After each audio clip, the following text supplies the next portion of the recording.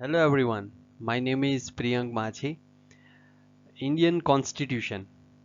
आज हमारा टॉपिक है हिस्ट्री ऑफ इंडियन कॉन्स्टिट्यूशन। आज हम उसका पार्ट 1 देखेंगे।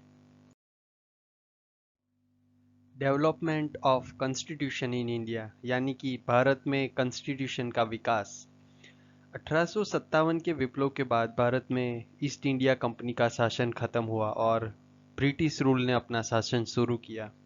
इस पूरे घटनाक्रम को हम दो हिस्सों में बांटकर देखते हैं। ईस्ट इंडिया कंपनी का शासन जो चला 1773 से 1858 तक, और ब्रिटिश ताज का शासन जो चला 1858 से 1947 तक। बेटर है हम इसको एक टाइमलाइन और एक चार्ट की मदद से समझने की आगे कोशिश करें। तो यहाँ चार्ट में हम देख सकते हैं कि मेनली इसको दो पार्ट में डिवाइड किया गया है कि India under east India company rule और राइट हैंड साइड जो है वो India under British rule.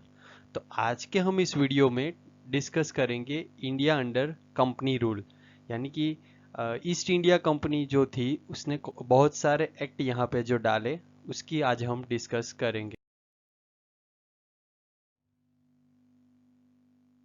British east India company के चलते कंपनी ने 1773 से 1857 तक कई सारे एक्ट लागू किए। इसमें फर्स्ट है रेगुलेटिंग एक्ट, जो लागू किया गया 1773 में, जिसके चलते कोलकाता में 1773 में सुप्रीम कोर्ट की स्थापना की गई। अब जो बंगाल के गवर्नर है वो अब गवर्नर जनरल कहलाने लगे, और इसके चलते वॉरेन हेस्टिंग्स जो है वो फर्स्ट गवर्नर जनरल बने। इसके बाद आता है पिट्स इंडिया एक्ट, जो 1784 में लागू किया गया।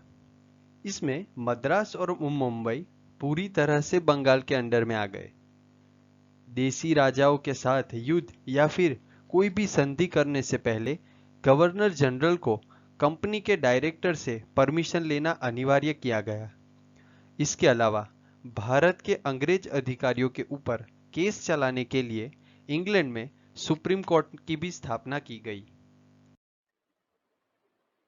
अगली स्लाइड में जैसे हमने बात की कि बंगाल के अंडर में मुंबई और मद्रास जो ब्रिटिश टेरिटरी के अंडर में आ रहे थे, उसे हम इस मैप में देख सकते हैं। उसे ब्लू कलर से रिप्रेजेंट किया गया है। यहाँ पे जो बंगाल है वो ब्रिटिश टेरिटरी के अंडर में, दो जो मद्रास है और मुंबई है, दोनों ब्लू कलर से रिमार्क किए गए हैं। वो अब से अंडर बंगाल आ गए थे। इन 1793 चार्टर एक्ट लागू किया गया। इसमें यह तय किया गया कि जो बोर्ड ऑफ कंट्रोल के मेंबर और इसके साथ जो दूसरे कर्मचारी है उन सबका सैलरी इंडिया की तिजोरी में से किया जाएगा, और इसके साथ साथ ईस्ट इंडिया कंपनी को अगले 20 साल तक भारत में व्यापार चालू रखने के लिए परमिशन दी गई। इसके बाद थोड़े रिफॉर्म करने के बाद 1813 में चार्टर एक्ट को लागू किया जाता है। अब जो कंपनी का भारत में व्यापार करने का 20 साल का अधिकार था वो खत्म हो गया था, पर चाय और चीन में से कुछ व्यापार करने के लिए अगले 20 साल की छूट दी गई। इसके अलावा क्रिश्चियन धर्म को भारत में प्रचार करने के लिए छूट दी गई। अगले 20 साल तक भारत में से टैक्स कलेक्ट करने की भी परमिशन दी गई। इसके अलावा भारतीयों के लिए इस एक्ट में एक अच्छी बात भी देखने को मिली कि अब जो कंपनी की इनकम है उस इनकम में से भारतीयों की शिक्षा के लिए सालाना 1 लाख रुपए का खर्च करने की व्यवस्था की गई।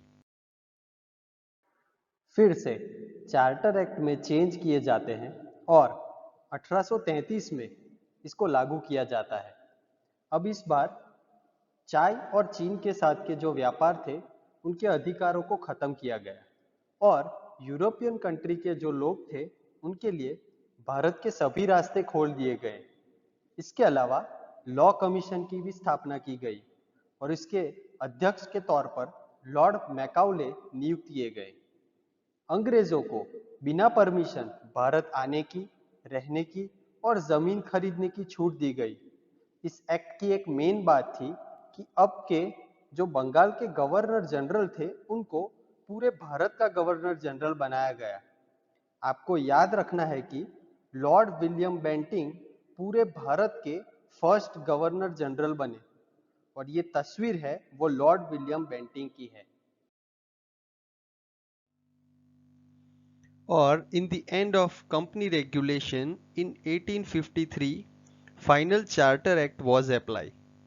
इसमें जो कंपनी डायरेक्टर की 24 पोस्ट थी उसको कम करके 18 कर दिया गया और जो नियुक्ति करने की प्रोसेस थी उसमें कंपनी डायरेक्टर के पास जो पावर थे उनको हटा दिया गया।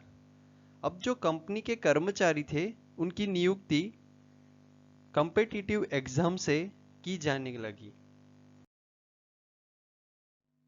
तो इस प्रकार हमारा ये फर्स्ट पार्ट खत्म होता है जिसमें हमने सभी ईस्ट इंडिया कंपनी के जो एक्ट थे उनको कवर किया।